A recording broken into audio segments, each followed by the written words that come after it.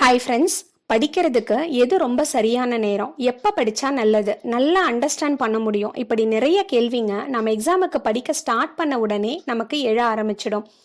ஜென்ரலாக பார்த்தீங்கன்னா அதிகாலையில் எழுந்து படிக்கிறது ரொம்ப நல்லது, அது சயின்டிஃபிக்கலி ப்ரூவன்னு சொல்கிறத கேள்விப்பட்டிருப்போம்.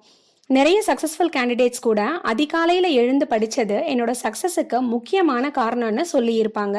இதை ஃபாலோ பண்ண முடிஞ்சவங்க ஃபாலோ பண்ணுங்க, இது ரொம்பவே நல்ல விஷயம்தான்.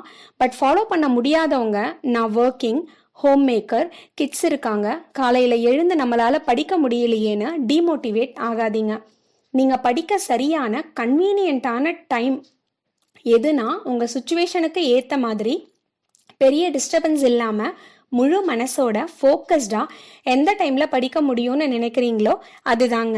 நீங்கள் எக்ஸாமுக்கு ப்ரிப்பேர் பண்ணணும், போஸ்டிங் வாங்கியே தீரணும்னு முழு மனசோட இந்த எக்ஸாமுக்கு படிக்க ஆரம்பிச்சிருக்கீங்கன்னா நீங்கள் எந்த நேரத்தில் படித்தாலும் உங்களால் ஈஸியாக படித்து கான்செப்டை புரிஞ்சுக்கிட்டு எக்ஸாமை கிளியர் பண்ண முடியும். எல்லாமே நம்மளோட மைண்ட் செட் தாங்க. ஆனால் ஒன்று, எக்ஸாமுக்கு கன்சிஸ்டண்ட்டாக டெய்லி படிக்கணும்.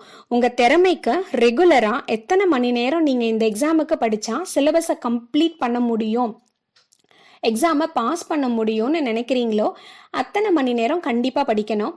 எக்ஸாம் முடிகிற வரைக்குமே கன்சிஸ்டண்ட்டாக கண்டிப்பாக படிங்க. உண்மையான உழைப்பு எப்போவுமே வெற்றியை தாங்க தரும். அடுத்த பதிவில் சந்திக்கலாம். நன்றி.